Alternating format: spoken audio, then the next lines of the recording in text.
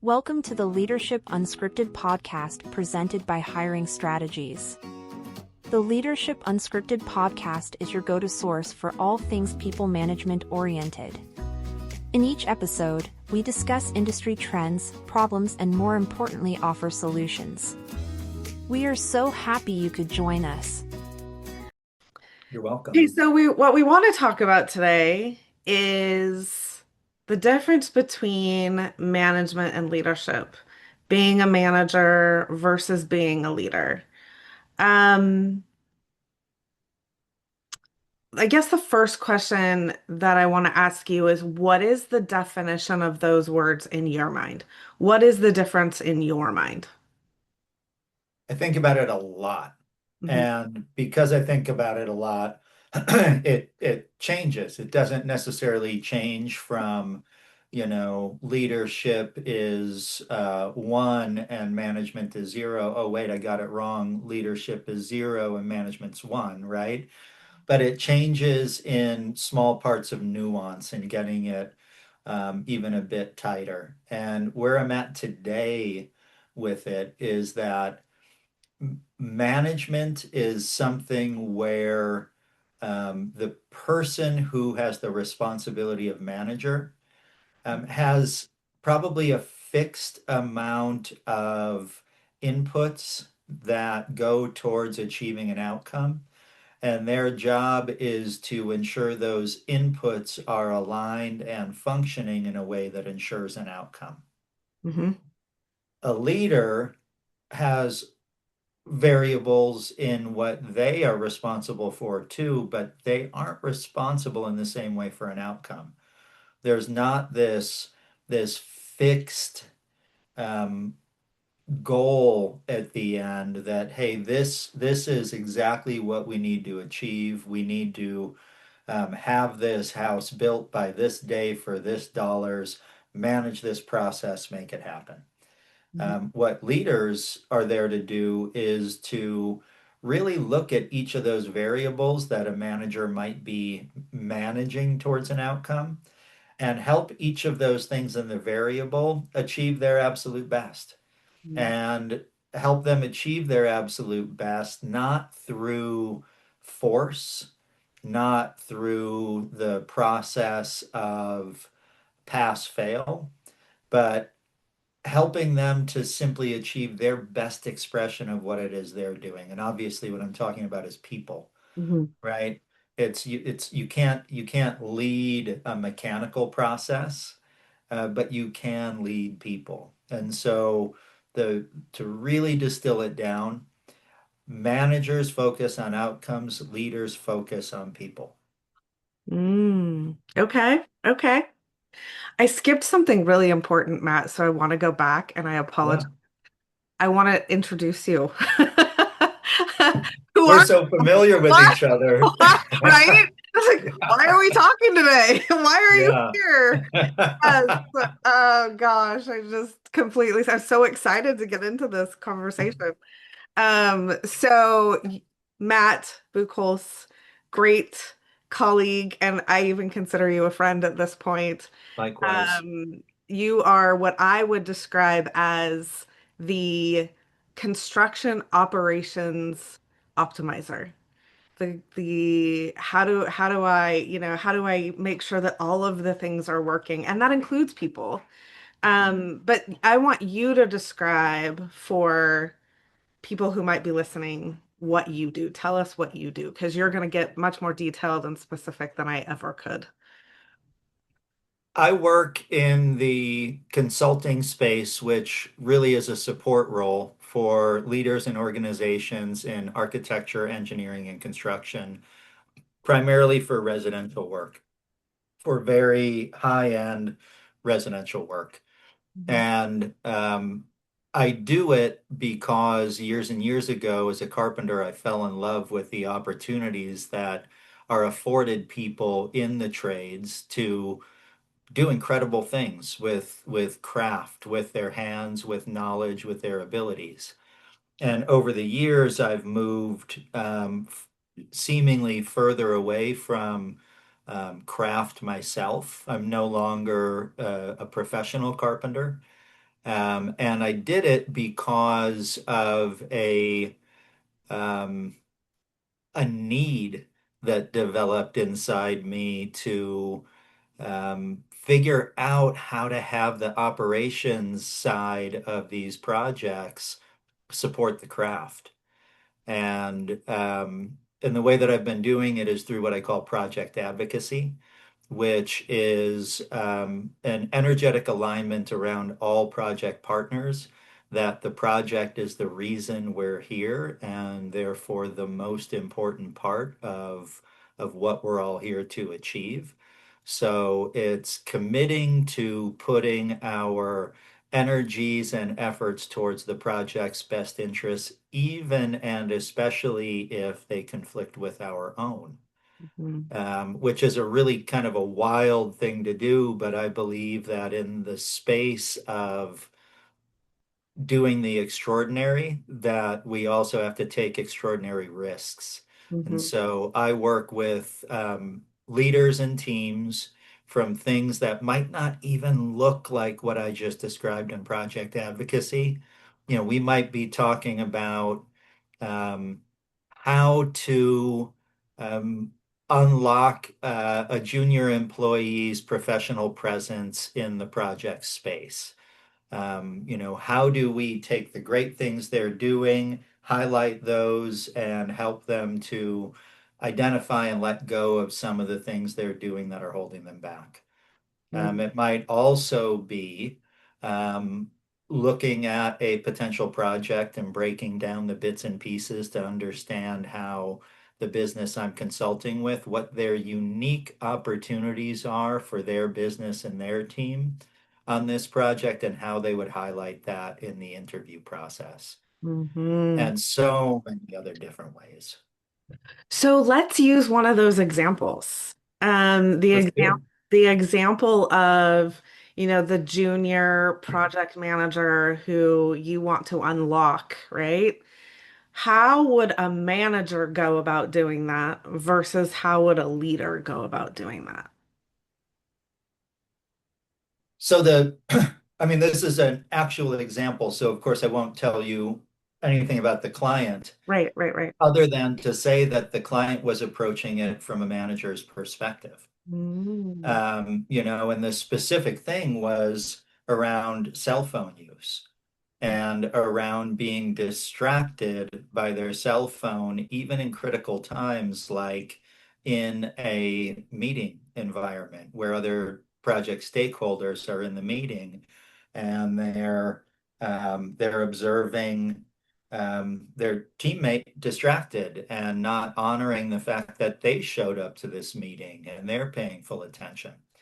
So what this business owner did is they said, Matt, I am so frustrated with this employee, and they've got so many great things that they do, and they're at this spot where they're about to break from, you know, young, new person in this role to somebody experienced in this role. And they've got to get through this period of this cell phone addiction, this cell phone error that they're making. mhm, And so we started by just talking about, okay, well, do you want to keep them? Do you want to keep them in the business?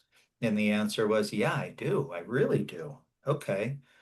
Why? Why do you want to keep them in the business?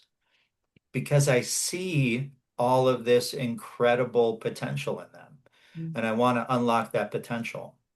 So understanding that there were two toolkits that we had available to us to work on it. One toolkit is the manager's toolkit. So we open that up. Let's see the previous reviews. Let's take a look at all the HR, all the things that as, managers where we should be trained in. How do we observe the work of the people who report to us? How do we identify deficiencies and, extraordinary achievements? How do we document them? How and when do we bring them up? How do we develop performance improvement plans? So it was, okay, I want to see where we are to date. What have we used in the management tools and what story does that tell? So that I can get an understanding of how much the employees heard about this before. Hmm. And then we went more into, as we understood all those things and understood what was and wasn't there, we took a look into the leadership toolkit, and what a totally different toolkit. That's where I started asking this leader, how do you feel about this person? Hmm. Well, I really like this person. I really want them to be successful.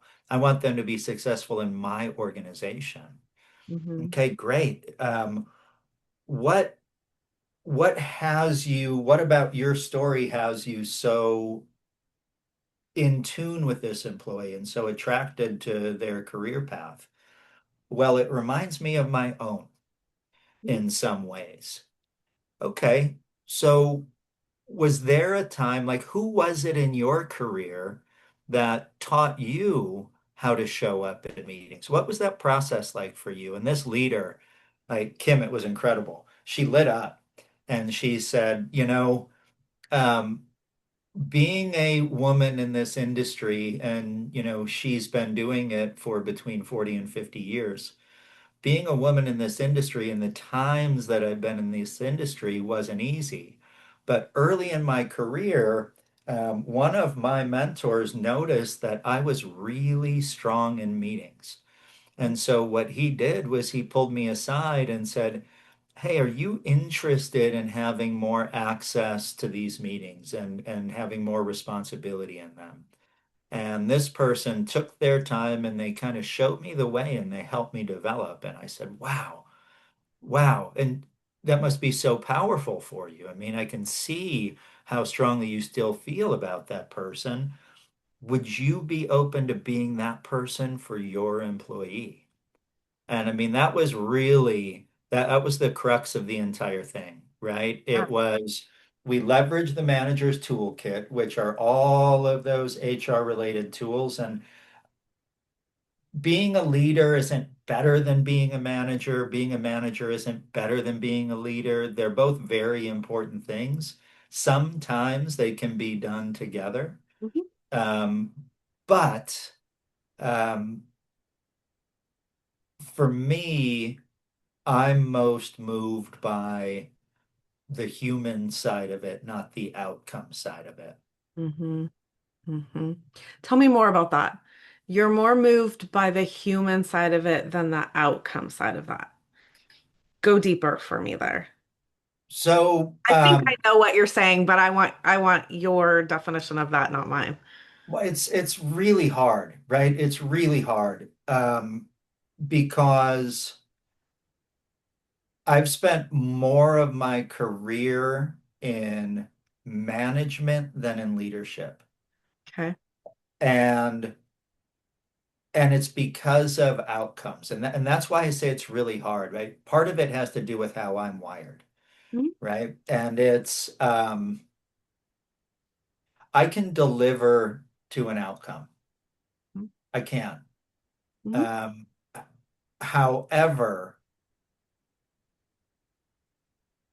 when I'm focused on an outcome, I'm unfocused on the human beings on my team that will help deliver this outcome. And I tend to relate to them more as processes than people.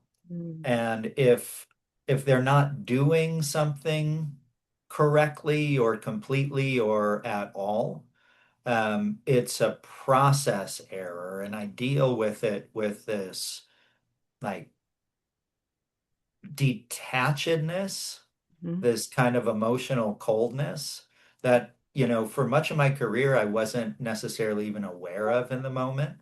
It was a math problem to be solved, and I was just doing math. Mhm. Um, but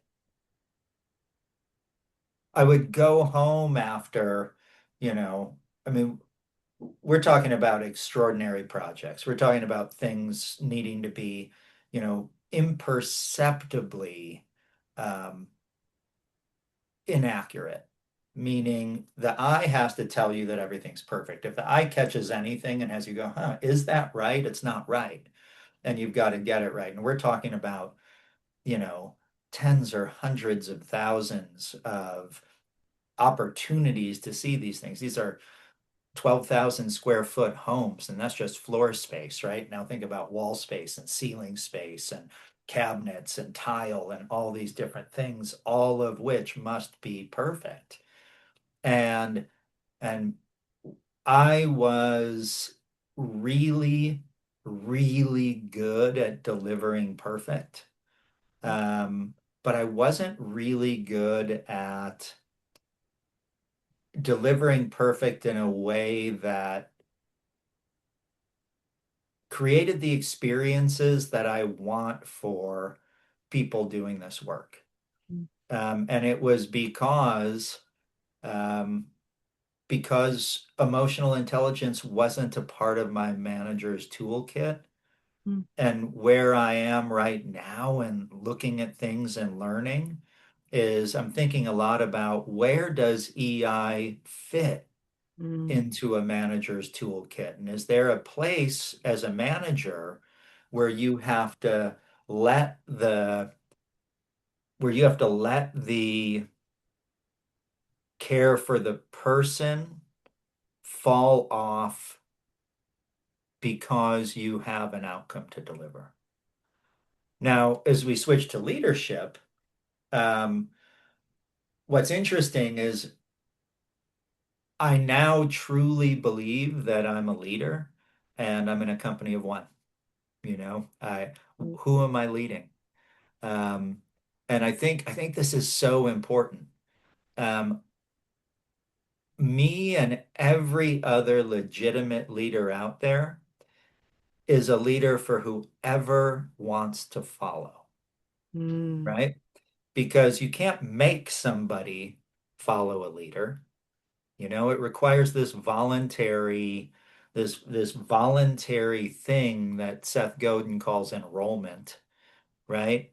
Like leadership is inspirational and people follow a leader not because they have, 4 stars on their lapel, but because they're motivated to do so because of something that they're experiencing and observing in that other person. And so how is it that now I'm a leader? I don't have a single outcome that is more important than any person that I work with. Mhm. The person is always more important than the outcome. So, in that question that I asked at the end of what I was saying about managers, which was, does a manager get to a point perhaps where they've got to choose the outcome over a member of the team? I believe that the answer is, I've seen it a lot, yes. Mm. With leadership, um, the answer isn't no, but it's not a hard yes in the same way. Mhm. And I think one of the best examples of this, and it's one of the areas I've learned the most about true leadership, is in professional sports coaching. And I'm not a big sports fan. I don't follow any teams or any sport specifically, but you know, um, learning from people that do that, watching people who, is a basketball coach really not responsible for getting more wins than losses? Mm. You know, is it really about each individual and elevating each individual? With the best coaches out there, what I've heard them speak about and have witnessed is, yeah, that is what it is. Now, they may still make decisions to cut players and let them go, but ultimately, the decision to cut those players is more about the enrollment component being let go by the player as well as by the coach, right? When somebody chooses to no longer subscribe to being led, is it really the leader cutting them loose, or is that relationship just changed in a way that changes that composition? I think it's the latter. Well, and or that person is impacting somebody else's ability to be their best and is getting in the way of that coach elevating others. I think Mhm. that's another opportunity. But you're right. I think the first example is they have to unenroll because Yeah. if they've unenrolled, then they're impacting other people in negative ways, and then the coach has to make those decisions, which I think is absolutely true of leaders. A coach of mine, who is an NBA guy, NBA, not MBA. Graham Betchart is his name. He taught me something really powerful once, and he was sharing an anecdote about a coaching moment he had where head coach of a basketball franchise that he was working with called him up and was complaining about one of the players, and this was a star player. And he was complaining that, this player is late to every one of our team meetings.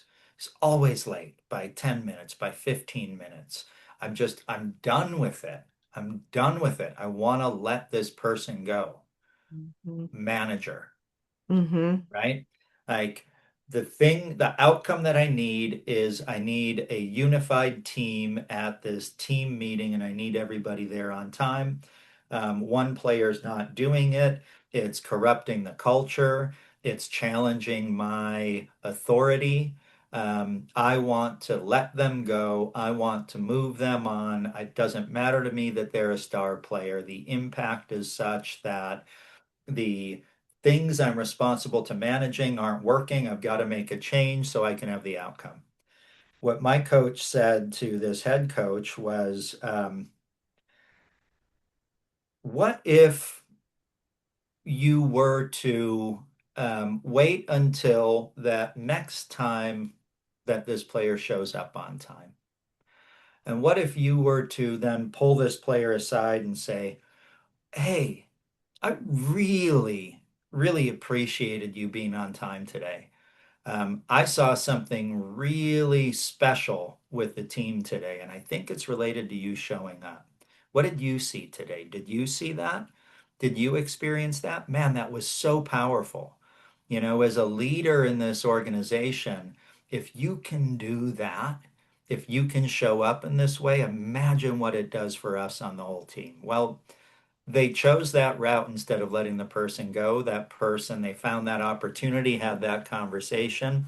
Person still shows up late on occasion, right? It's who they are. You're not going to change them, but they gave that person something so much more powerful than walking papers or a write up or whatever it might be. They Hmm. gave that person something, they helped them make an observation about themselves that created an opportunity for that person to experience more success and be able to enjoy themselves more in the way that they move through the world more. That's leadership.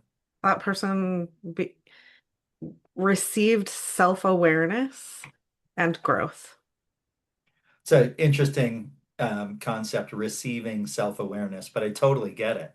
right? Yeah. Like it sometimes takes someone to put that mirror up for us. And I think that is the role of a leader. Instead of just, like you said, instead of just cutting that person off, it's how do I get them to see their importance? How do I get them to live into who they really truly are and what they're capable of? We talk about all the time in the hiring world about potential, hiring for potential, right? Like we've got to hire for potential, especially now in today's society when people are not, we need skills that don't exist right now. Like how are we training people for these skills that we've just never, we don't have programs for that yet. Um, and so we have to hire people for potential. But if you don't help someone see where they're at, they can't grow unless they know where they're coming from. And so Hmm. sometimes we have to show them that mirror to help them see, here's where you're at, but here's where I see you. Here's where Hmm. I want you to be. Here's what I think you're capable of. And without showing them that, they don't know what's possible. So, in what I've experienced, another element of that is exploring what that person wants. You know, yeah. what do you want for you? What's the potential that you see that you see inside yourself? Mhm. And, you know, like if we're talking about bringing, like hiring a new person, for example, right? Like I think one of the most important conversations with that person is what are you looking for in your career? And I like go as go as far towards your horizon, your employment horizon as you're comfortable.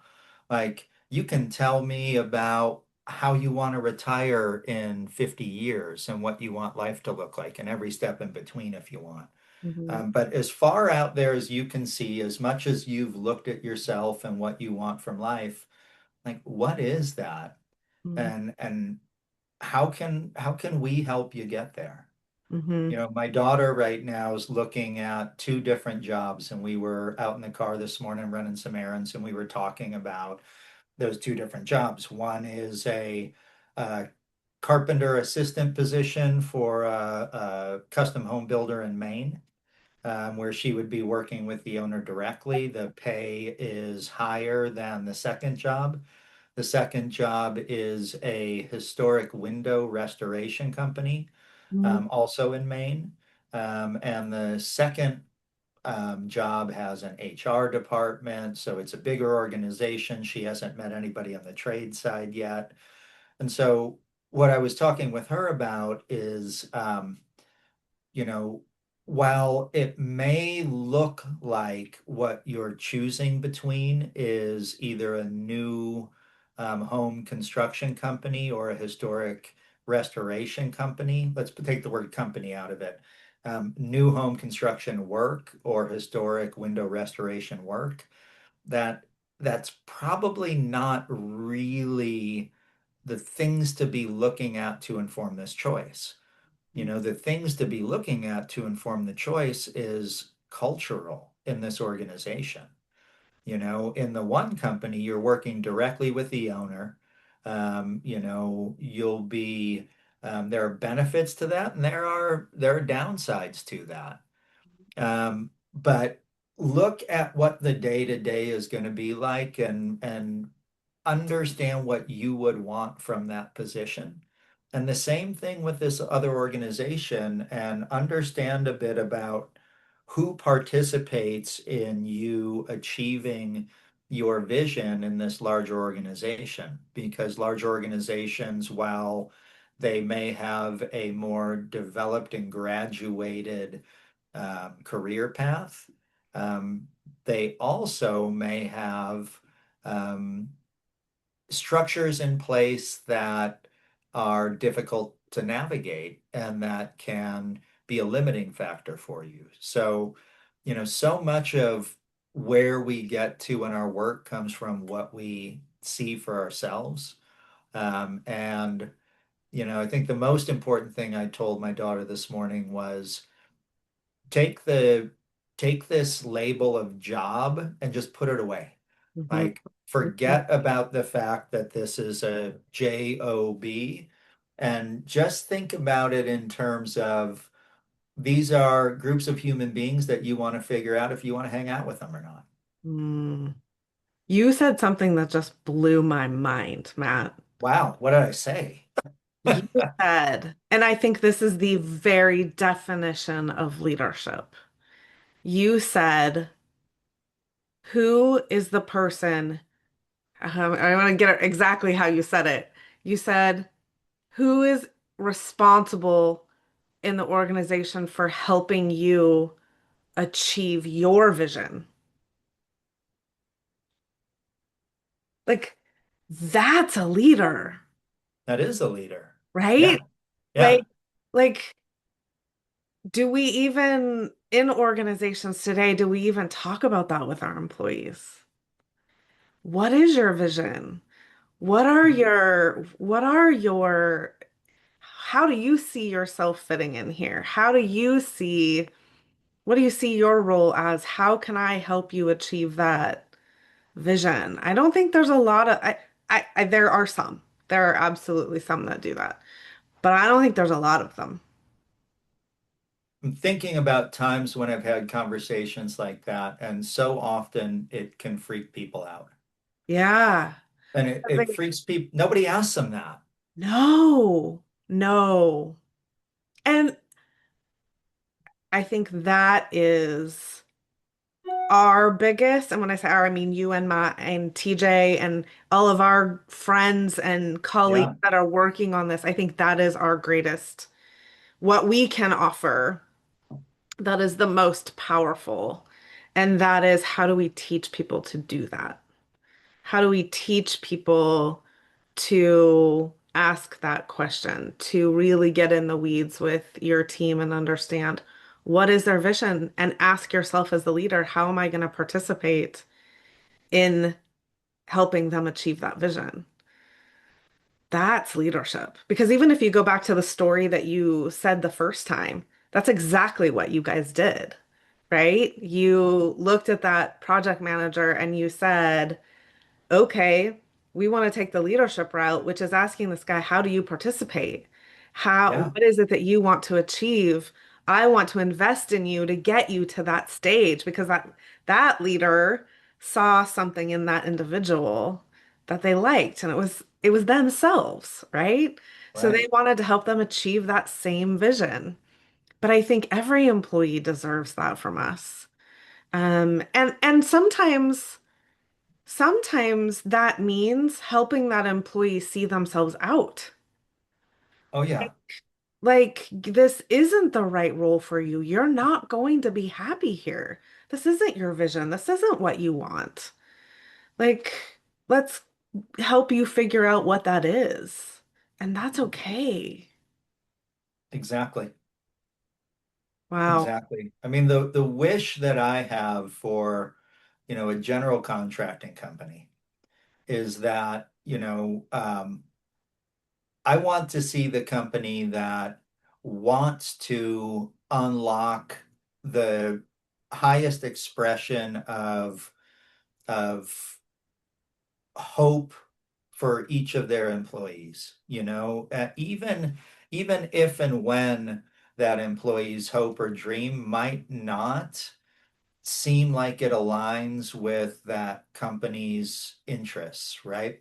Right. Great example is if I were to start a general contracting business today and I were going to hire people into it, I would be hiring people that, not everybody has to want to run their own general contracting business, but if I were coming across candidates who did, the commitment I'd want to make to them is I'm going to teach you how to do that. Yeah. By the time you're done working here, you're going to know everything that you can learn in somebody else's organization about running your own business, and Mm. you're going to be prepared to go out there and do it. And the way that I want us to prepare you for it is going to have us build this relationship that is going to keep us, even if you become my number one competitor, Mm. as incredibly strong in our bond and connection to each other so that I can call you and ask your help and advice when I need it, and you can call me and do the same thing. But, I really believe that right now, at this point in time in our lives here in the United States, we have a really special opportunity to do business differently. Mm. And the way that I'd like to see us do it differently, and I'm talking specifically about, the construction, the AEC space that I'm so familiar with.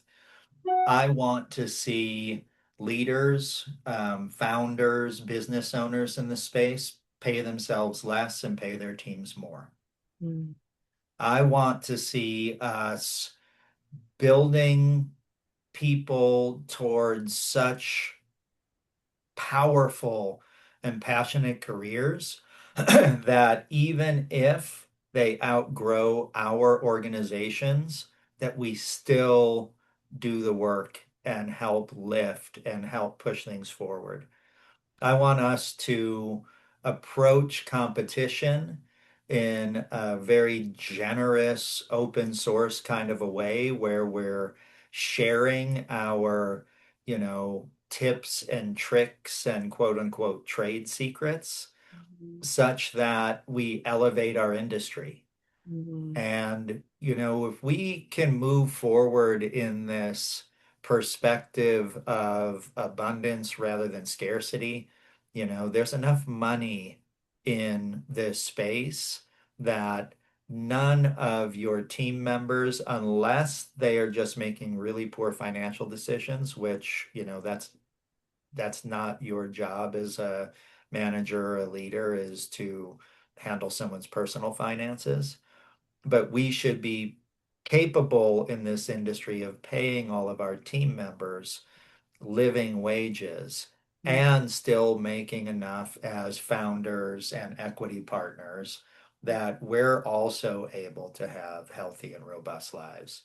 Mhm. But, I think the big change, the thing that underlies the entire thing, it comes down to what we spend each Friday on. It comes down to emotional intelligence, and it comes down to like caring about more than just the me in this entire thing, and caring about the we of the entire thing. Mhm. So I know there are businesses out there who want to do that. They want that. That's their goal. Financially, they're not there. Do you think if that meaning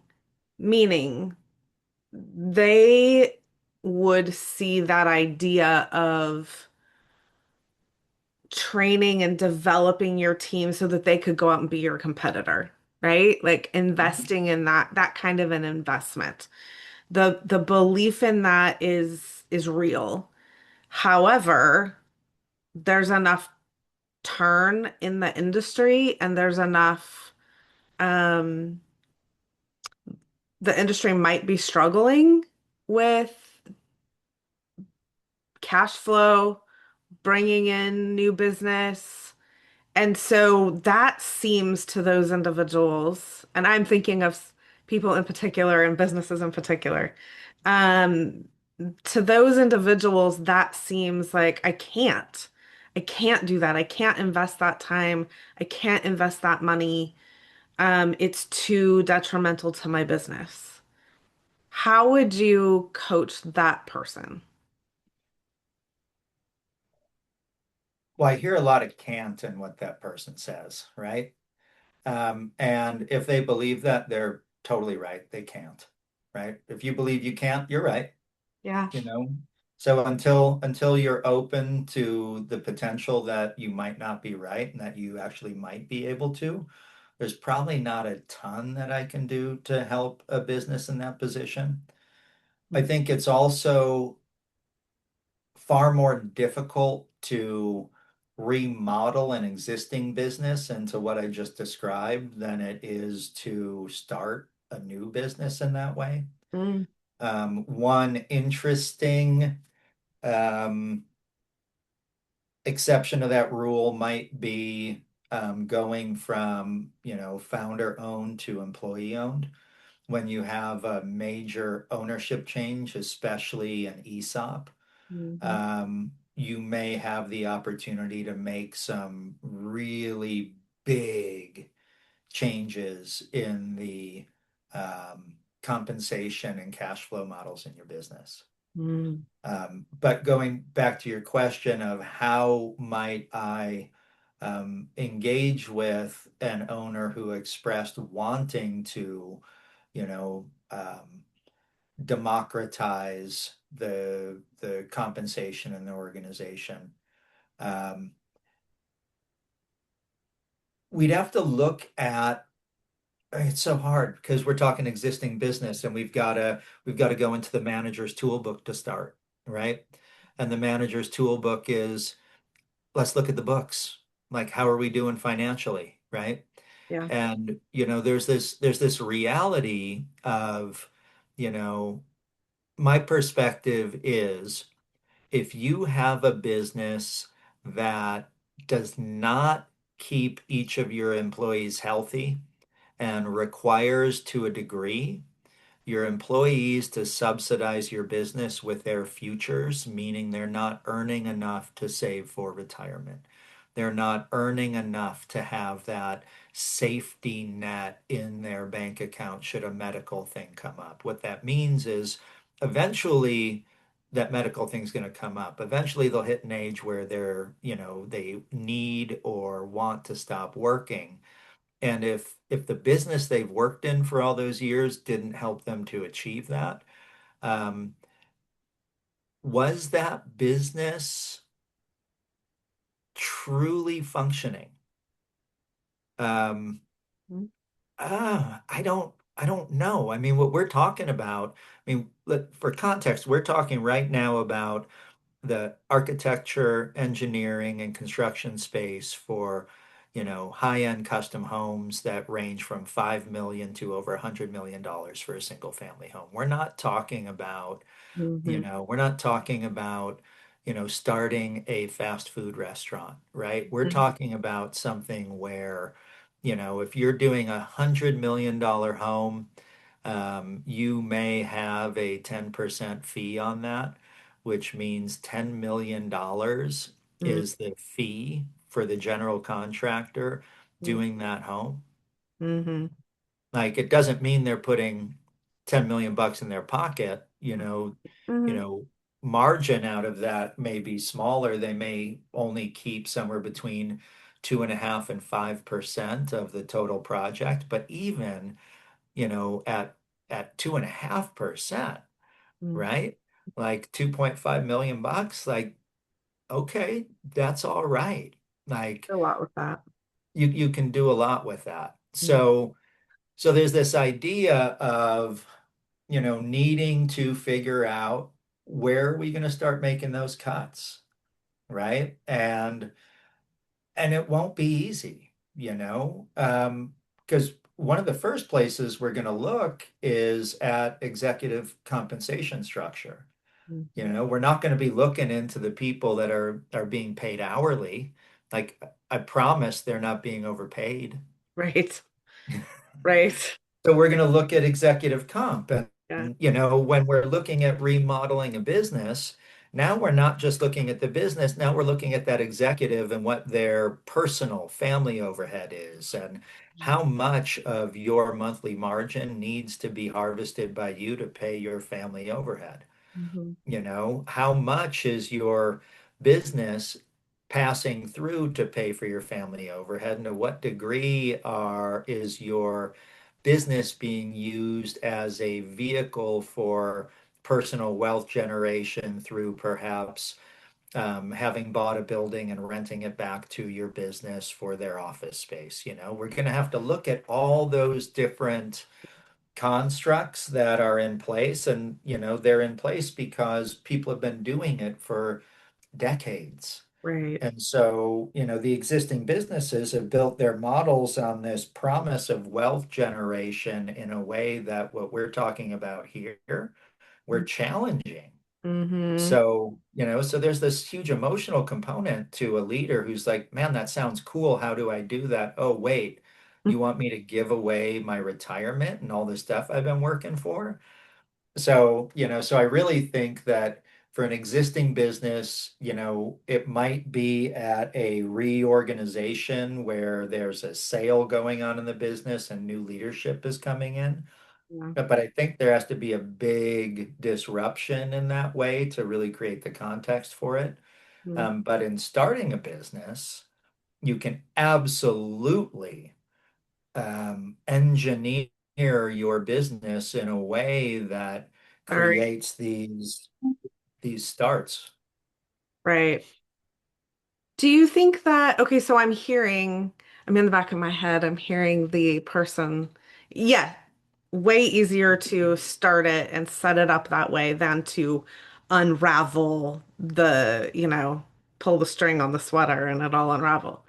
Um, I'm hearing though, sorry, I'm hearing though, this person in the back of my mind going, well, that's easy when you have a profit margin of, 2 to $5 million.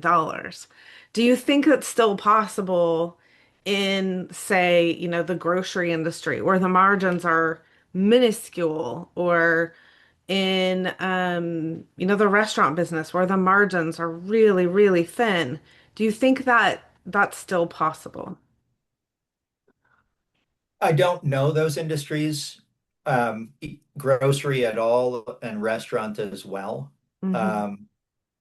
But what I would say, recognizing that I'm not an expert in those areas, is um, if the margins are too small to take care of the people that make the work possible, is it a business that should exist?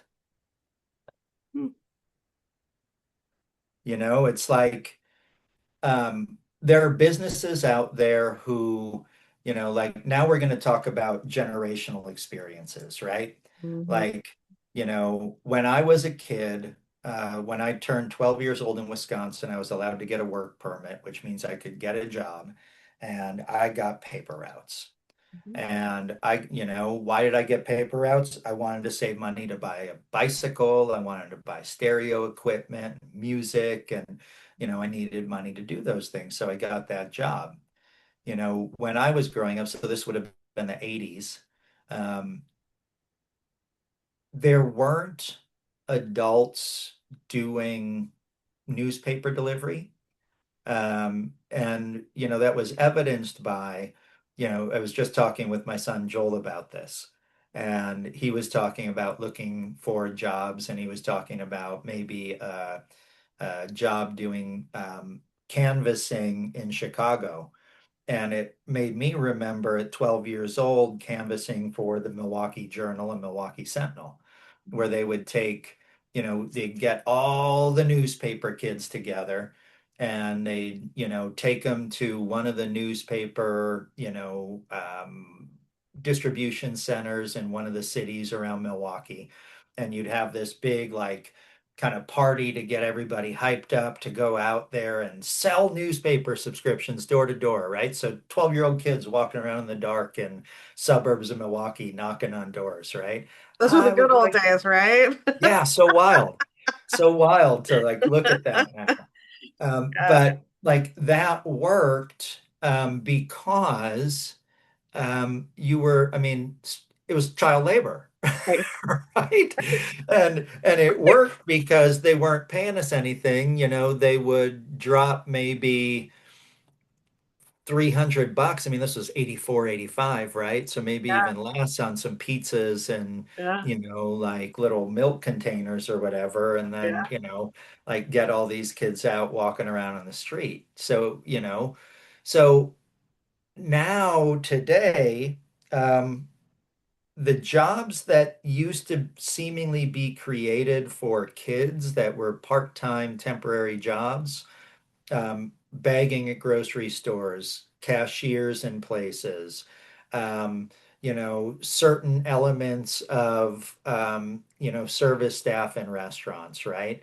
Like, especially, I'm picturing like summer hamburger and hot dog stands, right? Like all these different things. There were all these jobs that were created for seasonal, temporary, young people who the salaries were perfect if you wanted to save up to buy that Schwinn Latour or that Kenwood speaker, right? But aren't what people need to, save for retirement, be able to get that cavity filled in their tooth, whatever it happens to be. And now people who are in the position of breadwinning for their families might have one, two, or three of those types of jobs, to supplement, but they become legitimate components of their income. So it's like certain types of businesses weren't built to be, I don't know the right word, mainstream to carry families. Right. They were just concessions. Yeah. And they've become full-time or components of full-time work for families. Yeah. And so am I saying that I want those things to disappear and I want us to go, oh, you're too old or too, you have too many responsibilities to have this job because we can't pay you enough? Is that what I'm saying? I don't think that's what I'm saying. I don't want that to be what I'm saying. Right. But what I am saying is that if we have a business, like if I own a business that is creating enough wealth for me, but in order to keep it going, I have to constantly be recruiting for people who are unable to get ahead by working my business. I don't believe I'm doing a good thing. Mm. I love it. I love it. Okay.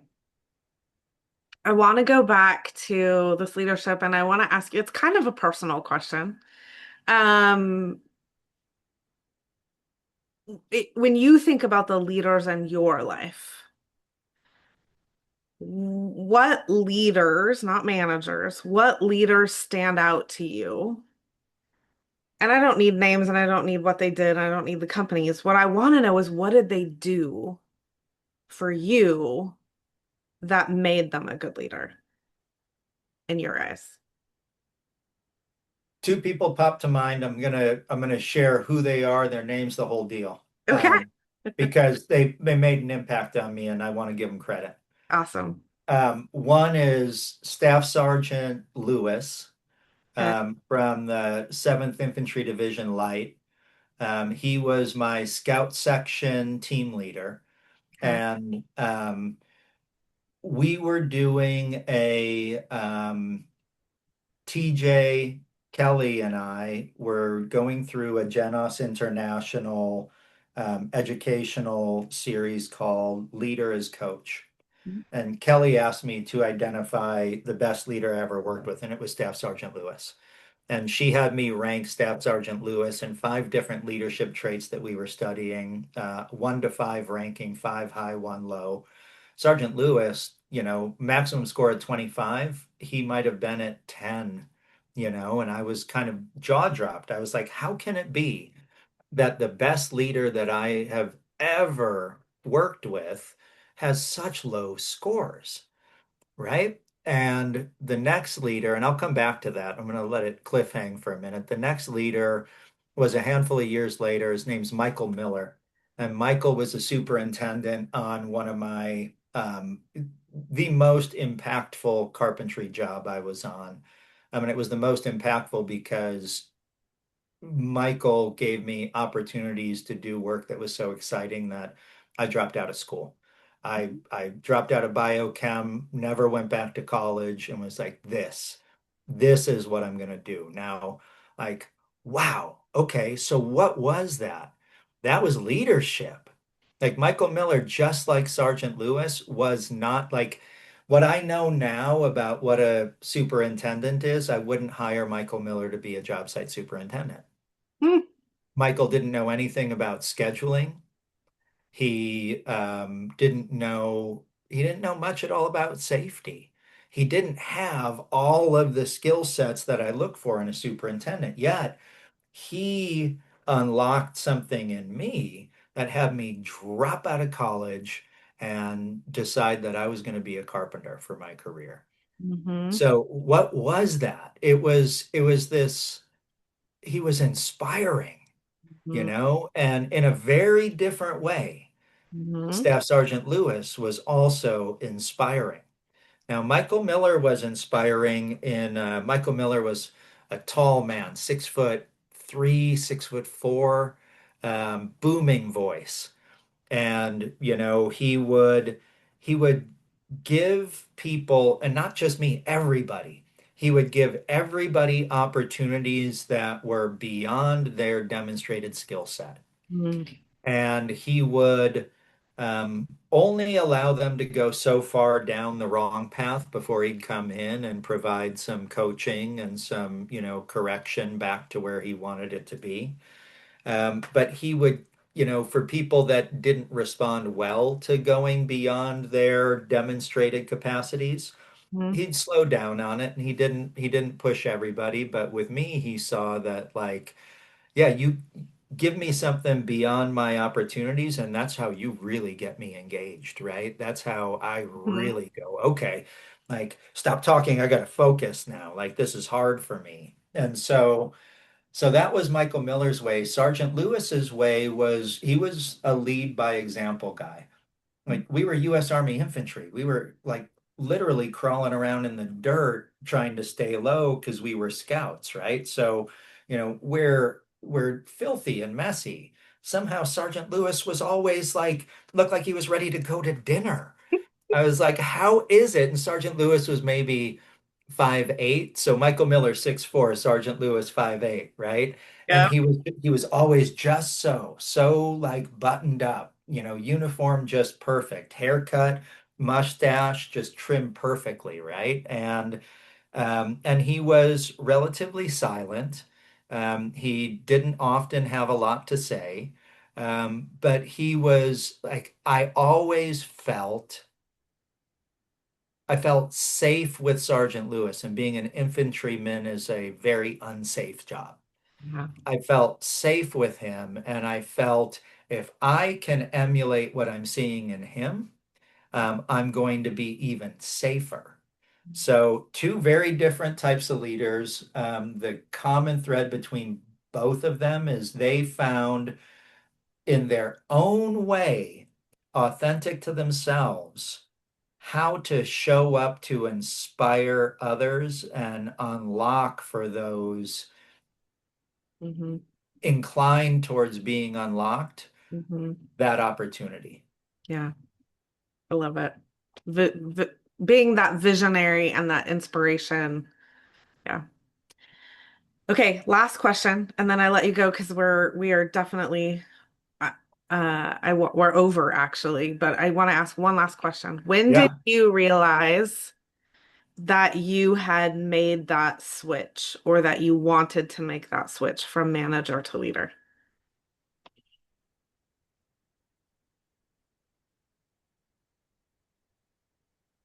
And recognizing that you can still be both, right? There's nothing wrong with right. both. Yeah. But when did you Well, notice that difference? I won't be a manager anymore. Mm. Yeah, I mean, so for me, there's a very clear line in the sand, right? And I am not available for management. No, no, no, not even a little. All And right. it's because I'm not good at it. Okay. Like there are people out there who are good at it. Let them manage. Yes, Yeah. please. I'll Yeah. support them. Yeah. Be happy to, but I, I don't want to manage anything or anybody. In fact, I think it's horrible to have to manage a human being. Oh my goodness. Yeah. So when did I realize it? I mean, the buildup to it were pardon me, each of the, negative interactions that I had with people in manager roles. I remember one guy um, on a project in 2006. This was a really experienced union sheet metal guy. Can still picture him. And his name was Jeff. And Jeff was always just busting my stones because I didn't know anything. Like I came onto that project a carpenter, got promoted to foreman, and way too quick got promoted to superintendent, had no business being a super, didn't have any training. It was just a title. And Jeff was advancing a scope of work that wasn't ready to be advanced because I wasn't good enough at my job to have gotten the things that should have been done. And he knew it, but he liked messing with me. And so he's starting to put it down. I'm on a roof deck. I see him doing it. My general superintendent, who is supposed to be the guy who's helping me to grow and develop in my career, sees me just like my expression change and my posture change and just saw me move across that roof at him, yelling, like, "Stop what you're doing!" And when it was all over, my general superintendent said, "Oh man, that was great. I thought you were going to kill that guy." And I went, "That was not great at all. And you should not be telling me that it was great. You should be telling me the opposite, man." And like, no, that's not the right way to behave. So, I've got 100 if I've got one stories like that about my career. And each of those, maybe not in that moment, but when I got home that night and played the day through my head, there are so many times where I've gone, oh my God, Matt, did you really talk to that human being that way today? Like, what's wrong with you, man? Um, and then when did it become really clear for me that management just wasn't my bag? Um, I was a principal in a large company once. I was successful in it in many ways, and I was unsuccessful in it in other ways. The ways that I was unsuccessful were the management components. Mhm. It was being responsible to outcomes, not just to elevating the people. I Mhm. was a CEO after that in another company for only 5 months. I left after 5 months, unsuccessful. I was successful in certain parts of it, but I was really unsuccessful in other parts. And again, they came down to management. They came down to the outcomes. And then, you and I went through the PXT Select, and it was truly in sitting with you and having you explain the PXT Select to me and looking at those scores and that breakdown. And, what I'd said to you was, wow, I really like the person I'm seeing reflected back to me in this breakdown. Mhm. And it's extraordinary to me that that person's actually me because I haven't seen myself show up this way in my work. And it was that moment Mhm. when I was like, this is it. Like, I'm not, I didn't fail. Mhm. I did. And it was the unlock towards the success, right? So it was like, look back in your notes. I think it was October 12th, 2024 that we did that. Mhm. But that's the day and time that that happened for me when I realized, wow, I am not and do not endeavor to be a manager, Mhm. but I am and endeavor to ever improve at being a leader. Yeah. And that's that unlocking of someone's best, right? Helping them come into their full potential is really what my job is all about. That's what I am trying to help people do. Well, you nail it. I mean, you nail it, Kim.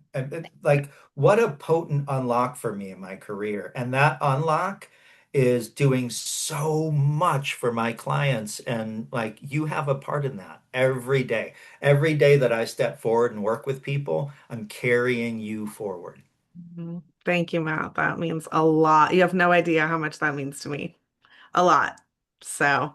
Yeah, well, I mean Thank it. you. You're Thank welcome. you for your time. Thank you for your insight. Thank you for your emotional intelligence. Thank you for being your best you, because you are changing lives by doing that. You're giving people that same perspective. You're emulating it. You're being it. You're being that mirror for people. So thank you, thank you, thank you. Have a wonderful rest of your day.